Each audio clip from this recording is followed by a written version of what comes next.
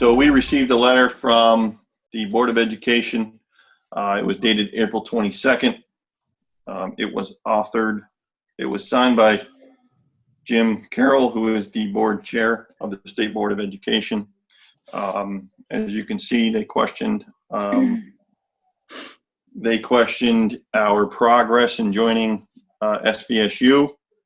And at the end of it, essentially said that they would not grant any extension, even if asked for, moving forward.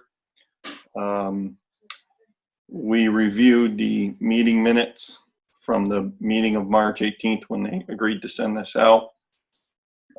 It was pretty clear, in my opinion, this is only my opinion, not the board opinion, that it was driven by one person. So we have since had some conversation about how we move forward, and we're in the process of drafting a letter in response to this. Nicole has done a good job with the draft so far. We're just kind of tweaking a few things at this point, and we will respond to that. I've had some email exchange with Dick Franz, who is the SVSU board chair, about this. He was polite in his response after receiving the letter, but also shared in some of my angst over it as well, I think is fair to say. So that's me being polite in this whole situation, because we're in a board meeting. I have some few other choice words I'd like to say, but I'm going to keep it polite for now.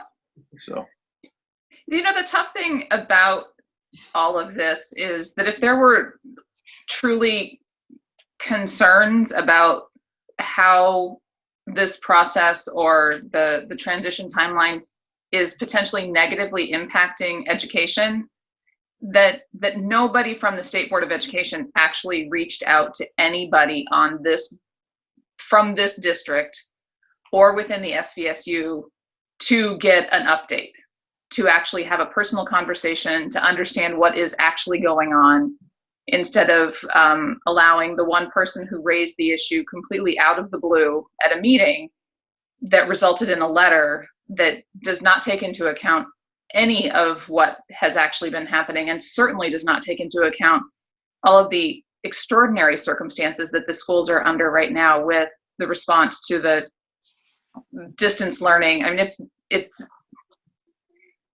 there isn't anything about the way this played out that is professional, appropriate, considerate.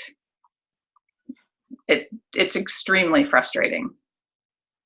It's definitely one thing to receive the letter, but the timing of this in the midst of what all schools are dealing with right now, in my opinion, is simply inexcusable.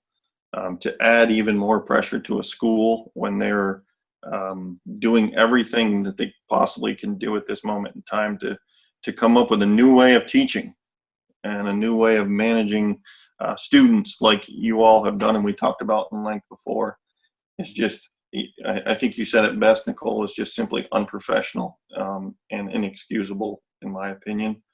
I'm hoping that our community members read this and also read the board minutes from the May 18th meeting of the Board of Education, and make a judgment call for themselves that this was, in my opinion, driven by one person and one person only. Well, and if this one person wants to participate in any of our board meetings, he's certainly welcome to. If he has specific questions, he's welcome to attend. Yeah, I guess I would just want to again state how hard our administrative team has been working, and I'm actually married to a administrator down in the SVSU, so, and I know they've been as well. I'm not really sure of the timing of this either, that I don't think people realize how hard our principals, special ed people have been working. I mean, you're talking, 90-hour weeks, and their priority, rightfully so, has been making sure that they're giving the children of Arlington a quality education under these circumstances. And quite frankly, the next thing that we're going to start working on is not some type of large governance. We're going to, really frankly, work on opening up the schools and making sure that we're doing that so it's not a traumatic experience for not only the staff, teachers, and children, but at some point our administrators do need a break. I mean, we are talking about, hopefully after that June 13th is really just having people take 2 weeks to take some time to care for themselves before we start up. I mean, it's just been extraordinary how hard our administrators have been working. Yeah, I think the part of the letter that gave me the most angst or that irritated me the most was the fact that it implied or alluded to that somehow we were affecting kids' educations by not pushing this SVSU merger, which couldn't. That is so far from untrue. It's disgusting. The fact that that's even in there is just, in my opinion, absolutely unreasonable and, quite frankly, disgusting that they would put that in the letter.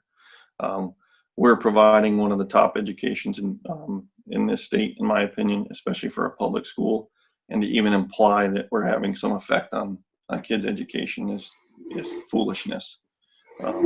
I'd love to hear specifically from the board and the individual who authored this letter exactly how he feels that we are having some effect on kids' education that's negative. And again, a simple phone call, email. Can we get a status update? What has been going on? Can you let us know what work has taken place? Could have professionally, respectfully addressed this issue without lobbing a letter that just raises people's hackles in a way that is just unnecessary right now.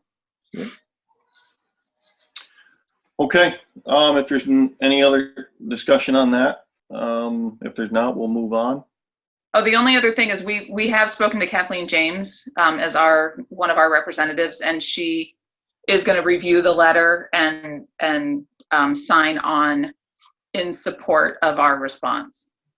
She's in the House Ed Committee. So I mean, Cynthia Brown is one of our representatives as well, but we thought it'd be more impactful to speak with somebody who's on the House Ed. On the Ed Committee, yeah. And I also want, I mean, just because we're in public here, I want to make it very clear that no one, at least from my perspective, we're not trying to not go to SVSU or, try to keep BVSU alive. We understand that we're going there. Right now, it's just time and making sure that we get this right, because what will have an effect on education and our kids' education is if we get it wrong.